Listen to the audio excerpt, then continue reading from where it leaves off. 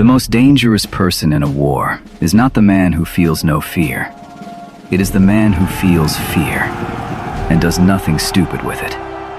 Because panic does something far more dangerous than make you afraid. It makes you predictable. When everyone around you starts moving, you move. When they attack, you answer. When they threaten, you explain.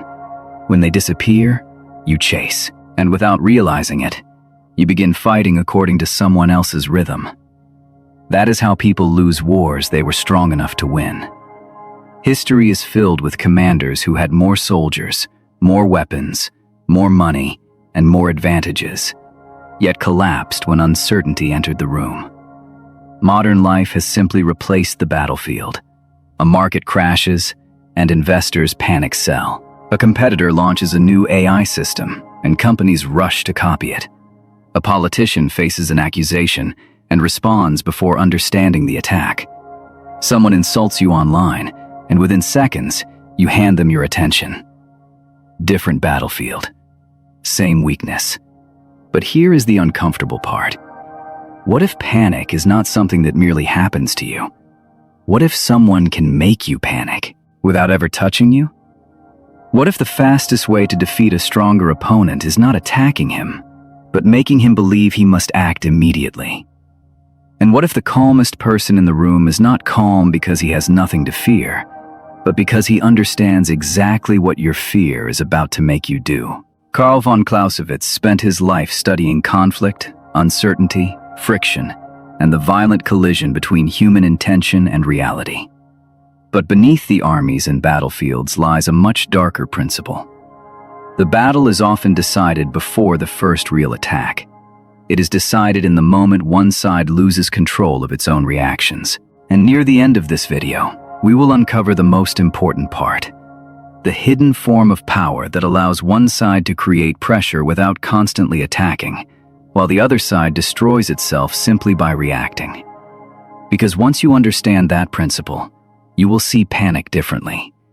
You will see why silence can be more threatening than aggression, why waiting can sometimes be an attack, why the person who appears to be doing nothing may actually be controlling the entire battlefield, and why, when everyone around you finally loses their nerve, the most dangerous question is not, "What should I do?" It is this: who benefits if I react right now? Number 1. Panic is a weapon before it becomes a weakness. The first person to panic in a conflict has already surrendered something. Not the battlefield, not the money, not even the position. They have surrendered control of the story inside their own head. Most people believe calm means having no fear. It does not. Calm means fear is present, but it has been denied permission to command. That distinction changes everything. When markets crash, people sell. When an enemy advances, commanders rush. When an accusation appears online, people explain themselves immediately. The pattern is ancient. Pressure creates urgency, urgency creates movement, and movement creates mistakes.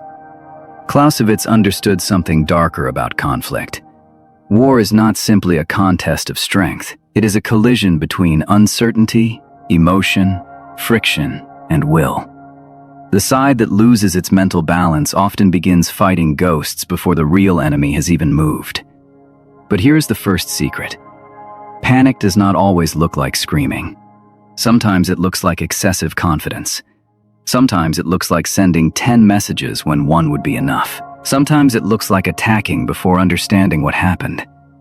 And sometimes the calmest person in the room is the person everyone should fear most. Why? Because while everyone else is reacting to the visible event, someone else may already be studying what that event is forcing them to reveal. And that leads to the first question. What if the greatest advantage in conflict is not knowing what to do, but knowing what not to do? Number 2. The enemy wants your reaction. Imagine two commanders facing each other across a battlefield. One sees movement on the horizon. His officers demand an immediate response. Reinforcements, orders, cavalry, something, anything.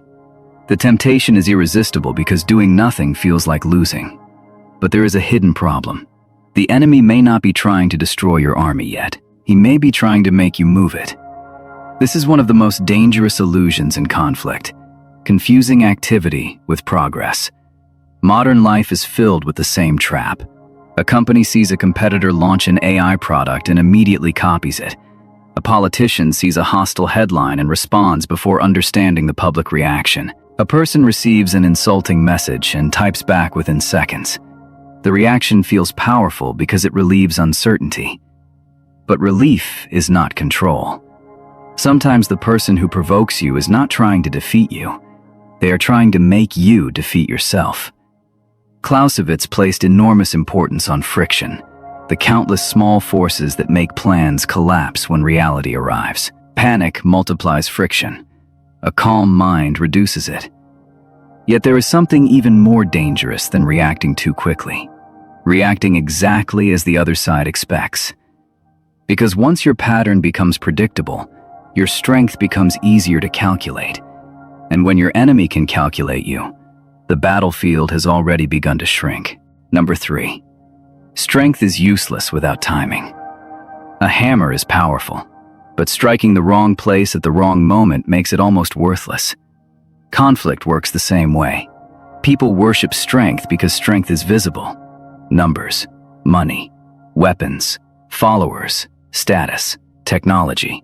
But timing is invisible until it is too late. A smaller company can destroy a larger competitor by entering the market at the moment the giant becomes complacent. A negotiator can gain leverage simply by refusing to answer immediately.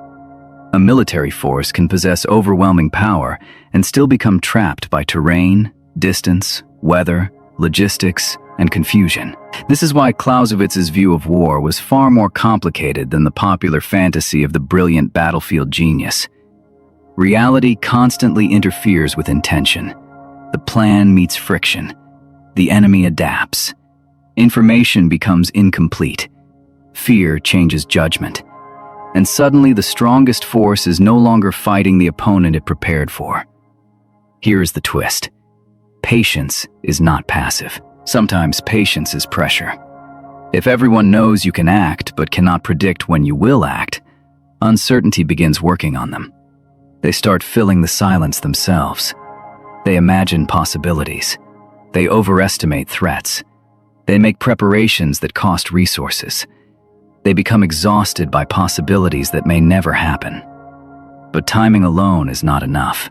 There comes a moment when waiting stops being discipline and becomes hesitation. The difference is invisible from the outside. And that is where the next principle begins. Number 4. The calm person controls the clock. At 4 minutes into a crisis, most people want information. At 10 minutes, they want answers. At 20 minutes, they want someone to blame. The clock changes psychology. Uncertainty becomes physically uncomfortable, and human beings will often accept a bad explanation simply because uncertainty feels worse. Now imagine someone who refuses to be rushed by that clock. Not because they know everything, but because they understand that other people are becoming less rational as the pressure increases. Consider a hypothetical negotiation. 2 executives are fighting over a massive acquisition. One side threatens to walk away. The room freezes. Everyone looks at the other executive. The obvious move is to counter immediately. Instead, she says nothing.